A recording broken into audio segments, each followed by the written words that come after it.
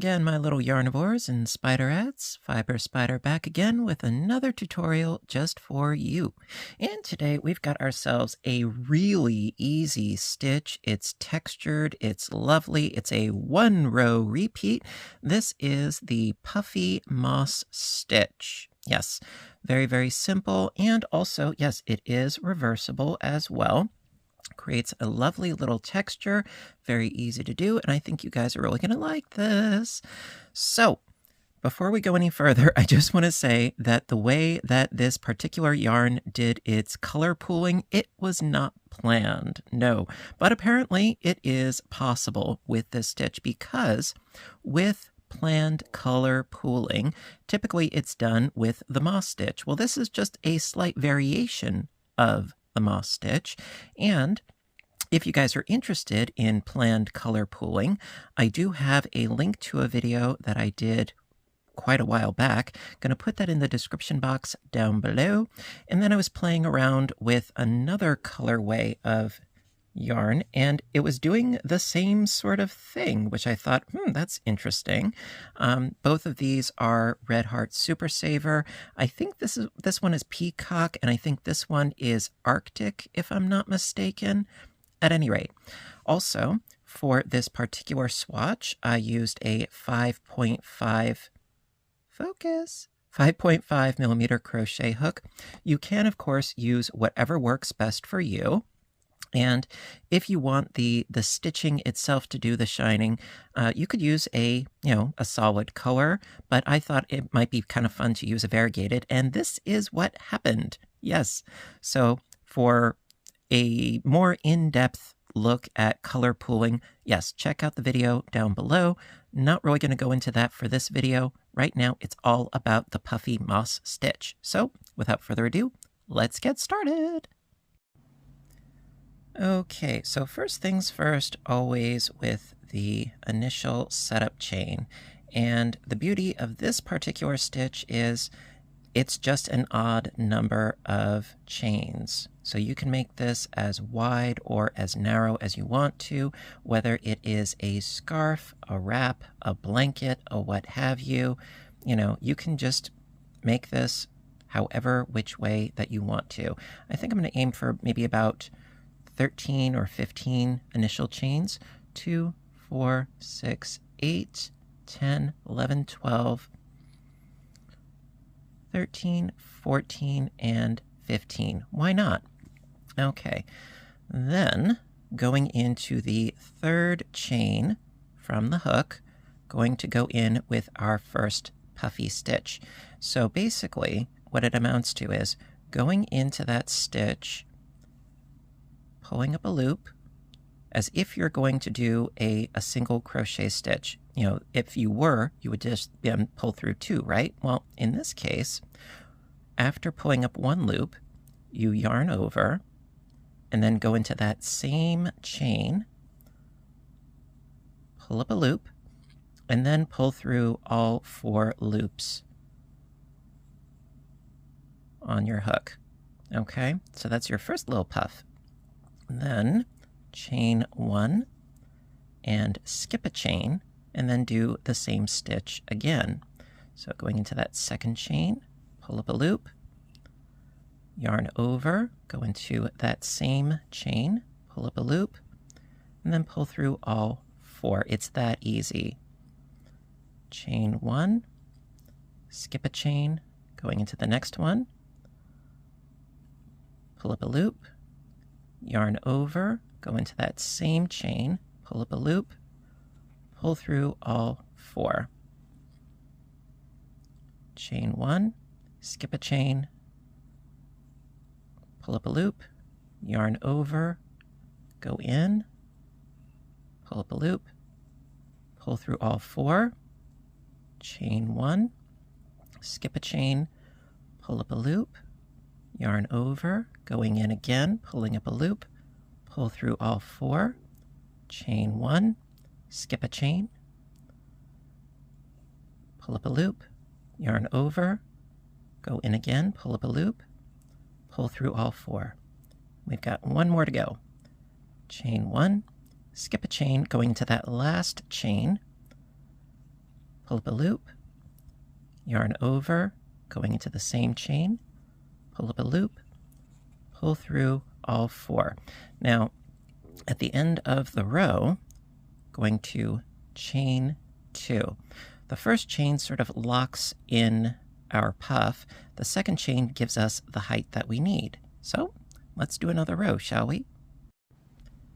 Okay, so for the next row, I already have my chaining up of 2 done.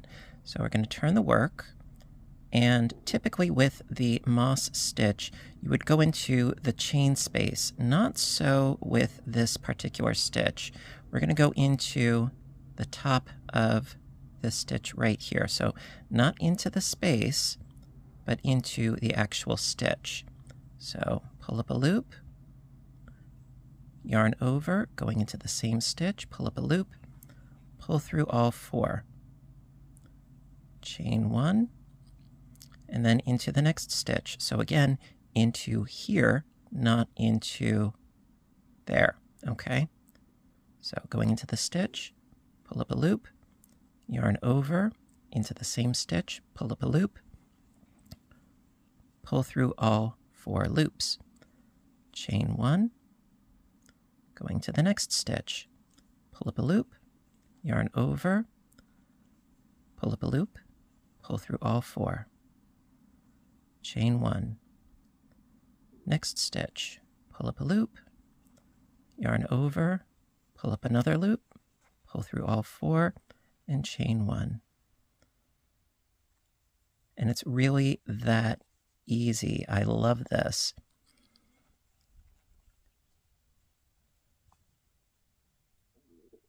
Now, the reason why we're going into the stitch and not into the space is that it creates these sort of staggered look, almost like a woven look. And then when you get to the very end, don't forget we're going into the stitch right at the end there, going into that stitch, pulling up that loop, yarning over, going in and pulling up another loop, and then pull through all 4. And then because we're at the end, chain up 2. And that's really all there is to it for the entirety of the project. And I wonder if we're going to have some color pooling going on here. I don't know. I didn't plan it, but you know, let's keep going, shall we? Excuse me. Okay, so going into that first stitch, pull up a loop, yarn over, pull up a loop, pull through all 4, and chain 1. Next stitch, pull up a loop, yarn over, pull up a loop, pull through all 4, chain 1. Pull up a loop, yarn over, pull up a loop, pull through all 4, chain 1. Pull up a loop, yarn over, pull up a loop, through all 4. It's really, really, really that easy.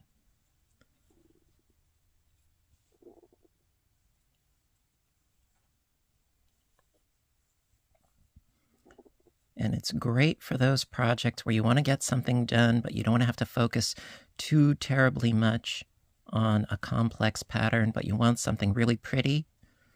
If I can get this stitch done, I can do that. There we go. Ta-da! Then, of course, chain up 2 when you hit the end of the row, turn the work, go back in.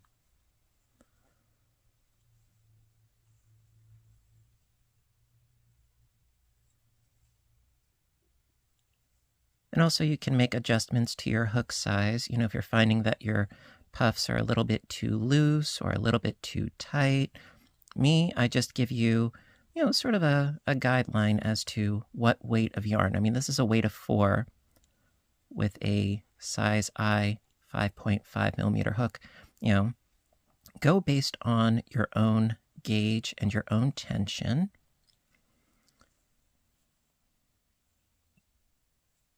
Pull out a little bit more yarn here.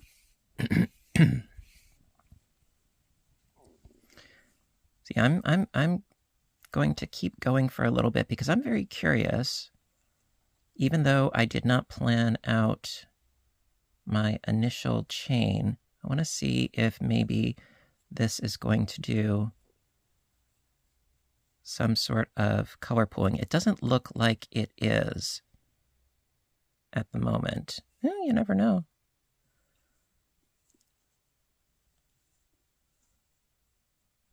I was working with another variegated yarn, actually, and really nothing was happening with that one as far as color pooling or anything like that. This is some yarn that I got out of a Kramer's Mystery Yarn Box.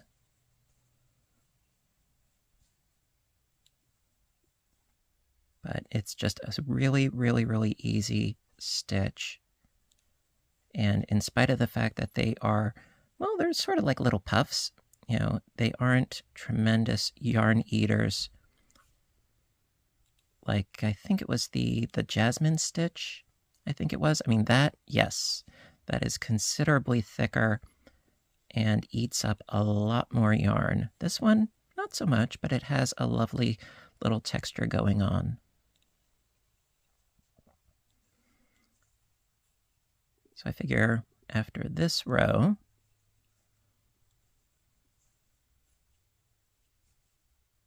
we'll be able to see if there's actually any sort of pooling going on. You know, as much as I love the look of color pooling, I'm not really a huge fan of trying to accomplish it because I find it's a very fiddly process. Even though it is quite gorgeous to look at. I like things that are a little bit more straightforward. Okay, so let's take a look-see. Yeah, not really. I mean, the way that I was initially doing my chain, it wasn't quite pooling. However, same yarn, again, wasn't planning on any particular color pooling. Yeah, it kind of did. It made this sort of zigzag with the dark blue, which I thought was interesting. So things can be worked out. Things can be fiddled and finagled. Now, the other piece that I was talking about, let me grab that real quick. Yeah, this is the yarn that I was using. This is from the Kramer's box. Not quite. I mean, we got sort of some lines going on here, but not really anything distinctive, you know, and this is just, you know, another ball of a variegated yarn that I had gotten from that box. You know, I mean, if it is something that you're going for, by all means, give it a try. Actually, yeah, this is the right side up. But it is worth playing around because I think it's an absolutely gorgeous stitch, you know, in and of itself, and it's very, very easy. So there you go. Alrighty, my dears. So that's going to conclude today's tutorial on the Puffy Moss stitch. Really hope that you liked it. And if you did, please give a little thumbs up button down below. You know that I appreciate your appreciation, as always. I know that, you know, today is not quite as long of a tutorial as I usually do, but it is a very, very simple and straightforward stitch, and I still wanted to give it some airtime because I really like the possibilities.